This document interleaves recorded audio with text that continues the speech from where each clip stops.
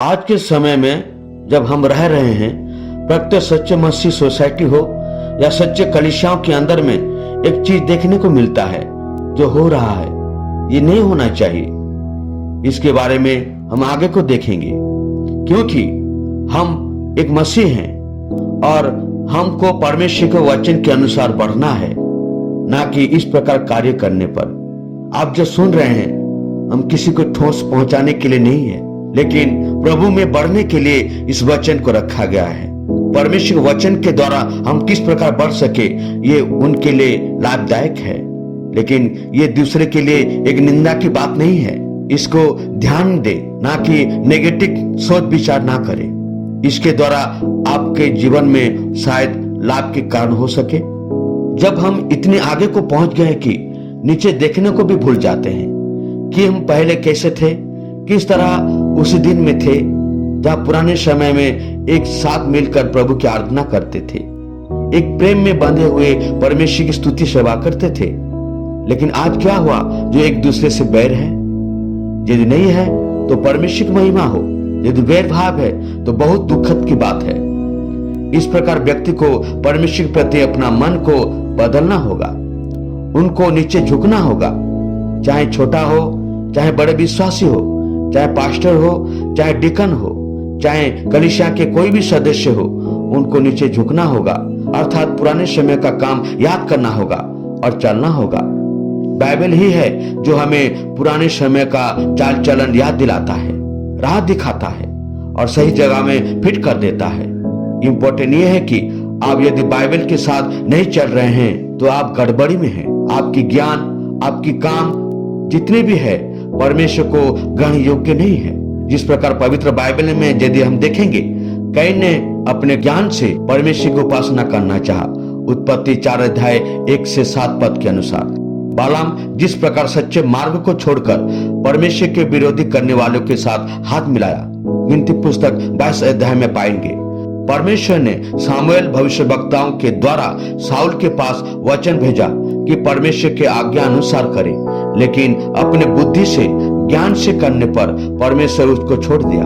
ये पहला सामुएल 15 अध्याय 1 से 31 पद तक आप पाएंगे। इस प्रकार अनेक उदाहरण भी है जो किस प्रकार परमेश्वर के वचन के साथ साथ चलते थे, मगर जब अपनी इच्छा को अपनाकर चलने लगे तब परमेश्वर ने उनको अपने हालत में छोड़ दिए और नाश हो गए। ये हमारे लिए एक उदाहरण है, एक छाया है कि हम इस प्रकार काम ना करें। इसलिए बैक टू द बाइबल में चले, अपना चरित्र इसमें ढूंढे।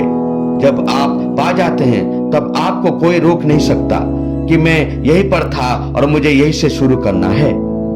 फिर भी यदि इस बुरे आदतों को पकड़े रहेंगे, अर्थात एक दूसरे को निंदा करना, अनुशासन बहिष्कार तक जा पहुंचने पर यह परमेश्वर के विरुद्ध बन जाता है। जिस प्रकार पवित्र बाइबल 1 कुरिन्थियों 5 अध्याय 6 से 8 कहता है, तुम्हारा घमंड करना अच्छा नहीं।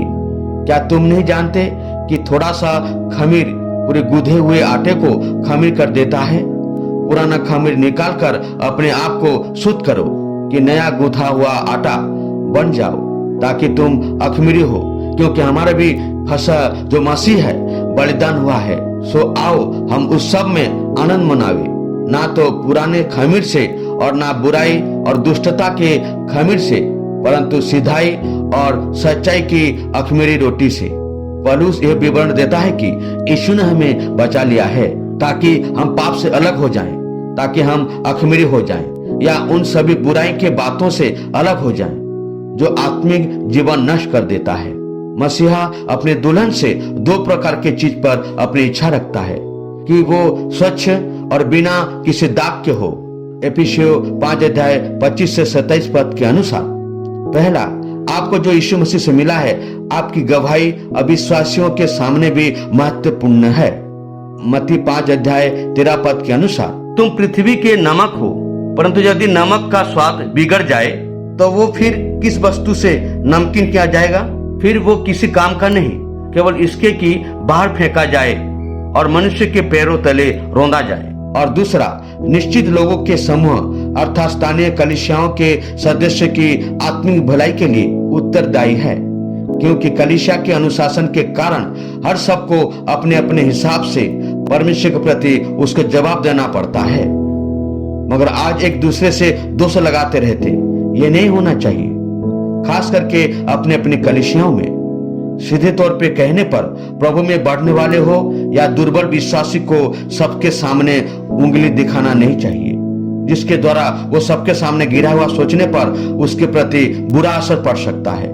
जिस प्रकार पौलुस 2 कुरिन्थियों 12:20 में कहता है, क्योंकि मुझे डर है कहीं ऐसा ना हो कि मैं आकर जैसा चाहता हूं वैसा तुम्हें ना पाऊं, और मुझे भी जैसा तुम नहीं चाहते वैसा ही पाओ, कि तुमसे झगड़ा, डाहा, क्रोध, विरोध, ईर्ष्या, चुगली, अभिमान और बखड़े हो। एग्जाम्पल के तौर पर एक विश्वासी दूसरे विश्वासी को बुराई करना देख लेता है और उसकी बुराई एक व्यक्ति को बोलना शुरू कर देता है और उन्हें वहां तक प्रसारित करती है जहां तक वे सबसे अधिक नुकसान पहुंचा सकती है। ये धीरे धीरे शैतान को सौंप देने को बराबर है, जिसके द्वारा उन्नति होने के बजाय नीचे को चले जाते हैं। आपके कारण वो नाश होने के लिए चला जाता है। आप अपने को ध्यान देना जरूरी है कि किसी को निंदा करना ये बुरा है, क्योंकि निंदा करने से पहले अपने मन से पहले आती है और दूसरे निंदा करने वालों के साथ मिलकर निंदा को मजबूत करता है और उसके बाद कड़वे बातों के साथ निंदा करता चला जाता है। तब जाकर निंदा करने वालों को सुकून मिलता है। ये नहीं होना चाहिए। आपको पहले सोचना चाहिए, मन को जांच करना चाहिए कि कहीं बुरी जड़ें उन इच्छाओं को उत्पादन नहीं कर रहे हैं, जिस प्रकार यीशु मसीह कहता है मत्ती 15:18 से 19 पद पर, जो कुछ मुंह से निकलता है वो मन से निकलता है और वही मनुष्य को अशुद्ध करता है, क्योंकि कुचिंता, हत्या, परस्त्रीगमन, व्यभिचार, चोरी, झूठी गवाही और निंदा मन ही से निकलती है। उसके विरुद्ध निंदा करना इस बात का सूचक है कि हमारे मन उसके साथ सही नहीं है। निंदा की इच्छा कड़वाहट की जड़ है, जिस प्रकार इब्रानी 12:15 के अनुसार कहता है कि ध्यान से देखते रह, ऐसा ना हो कि कोई परमेश्वर के अनुग्रह से वंचित रह जाए या कोई कड़वी जड़ फूटकर कष्ट दे और उसके द्वारा बहुत से लोग अशुद्ध हो जाए। फिर याकूब 3:10 से 11 पद कहता है, एक ही मुंह से धन्यवाद और एक ही मुंह से श्राप ऐसा नहीं होना चाहिए। क्या आपको पता है जब इस प्रकार निंदा करने पर रोमियो 1:29 से 32 पद के अनुसार परमेश्वर दंड देता है। और एक वचन हवाला देता हूँ, नीति वचन 6:16 से 19 पद तक इस प्रकार कहता है, 6 वस्तुओं से यहोवा बैर रखता है, वरन 7 है जिनसे उसको घृणा है। पहला, घमंड से चढ़ी हुई आंखें, दूसरा, झूठ बोलने वाली जीभ, तीसरा, निर्दोष का लहू बहाने वाला हाथ, चौथा, अनर्थ कल्पना गढ़ने वाला मन, 5 नंबर, बुराई करने को वेग दौड़ने वाले पांव, 6 नंबर पर, झूठ बोलने वाला साक्षी, और 7 नंबर में, भाइयों के बीच में झगड़ा उत्पन्न करने वाला मनुष्य। ये परमेश्वर के लिए घृणाजनक कार्य है। इसीलिए एफिसियों 5:17 पद के अनुसार वचन क्या कहता है, इस कारण निर्बुद्धि ना हो पर ध्यान से समझो कि प्रभु की इच्छा क्या है। नीति वचन 11:12 से 13 पद कहता है, जो अपने पड़ोसी को तुच्छ जानता है वो निर्बुद्धि है, परंतु समझदार पुरुष चुपचाप रहता है। जो लुतराई करता फिरता है वो भेद प्रकट करता है, परंतु विश्वास योग्य मनुष्य बातों को छिपा रखता है। यदि निंदा करने के बजाय उसके पास जाकर याकूब 5:19 से 20 पद और मत्ती 18:15 पद के अनुसार उसका क्या तकलीफ है, क्या परेशानी है जो इस प्रकार काम करता है, जाकर पीठ में थपथपाते हुए उसको प्यार से समझाना चाहिए, तो हो सकता है कि वो सुधर जाए या उसकी नजर में आपकी महानता को वो देख सके, या शायद वो परिवर्तित राहों पर चल सकता है, जिसके द्वारा कलीसियाओं में हो या सोसाइटी में प्रभु की महानता दिखा सके। इसीलिए कलीसियाओं में हो या सोसाइटी में हो, विश्वासियों में प्रेम होना चाहिए। इस प्रेम के द्वारा दुनिया को जीत सकते हैं, चाहे शारीरिक हो या आत्मिक। शारीरिक बातों से निपटाएं मगर प्रेम से, और आत्मिक बातें बुद्धि से निपटा जा सकता है मगर तर्कहीन से। आत्मिक कलीसिया कहने वाले उसके किसी भी सदस्य के विरुद्ध कोई भी अनुशासनात्मक कार्य भक्ति के साथ दुख और सच्चे पश्चाताप के द्वारा सफलता के मार्ग पर पहुंचती है।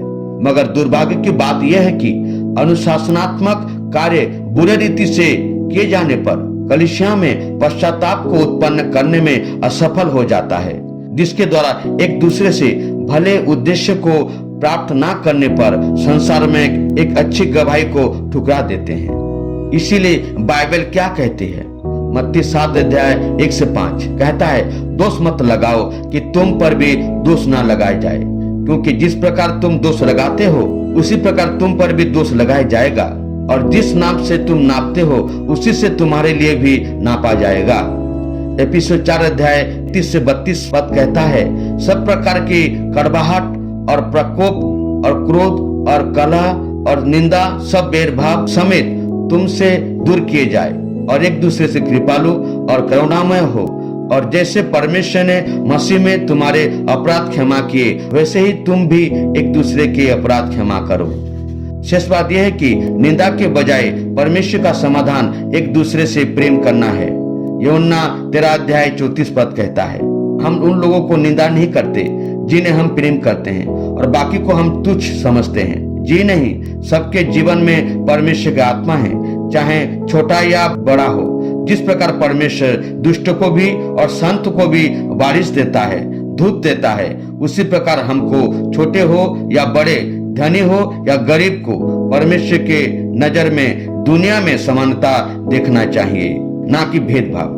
ये हम जब बाहरी दुनिया में रहते हैं उनके लिए है, मगर कलीसिया में इस प्रकार नहीं होना चाहिए। कलीसिया में आत्मिक उन्नति का स्तर है, जिस प्रकार याकूब 2 अध्याय 3 से 4 पद के अनुसार जिस प्रकार कहता है, और तुम उस सुंदर वस्त्र वाले पर ध्यान केंद्रित करके कहो तू यहाँ अच्छी जगह बैठ, और उस कंगाल से कहो तू वहाँ खड़ा रह या मेरे पांव के पास बैठ जा। तो क्या तुमने आपस में भेदभाव ना किया और कुविचार से न्याय करने वाले ना ठहरे?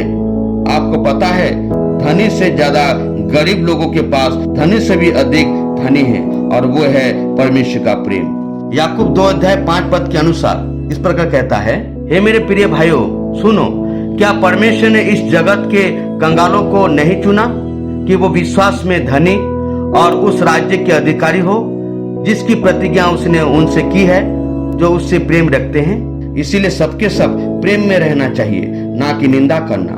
प्रेम एक दूसरे के लिए सबसे अच्छा चाहता है, और उसका अर्थ है कि उनकी प्रतिज्ञा की रक्षा करना, जैसा कि हम अपने को करते हैं। मत्ती 7 अध्याय 12 पद के अनुसार, इस कारण जो कुछ तुम चाहते हो कि मनुष्य तुम्हारे साथ करे, तुम भी उनके साथ वैसा ही करो, क्योंकि व्यवस्था और भविष्यवक्ताओं की शिक्षा यही है। प्रेम पड़ोसियों को कुछ बुराई नहीं करता, इसीलिए प्रेम रखना व्यवस्था को पूरा करना है। रोमियो 13 अध्याय 10 पद के अनुसार, जिस प्रकार परमेश्वर हमें प्रेम करता है वैसे प्रेम करके प्रभु की आज्ञाओं का पालन करने पर अपने ध्यान को केंद्रित करते हैं और निंदा की परीक्षाओं में नहीं पड़ते। आमीन।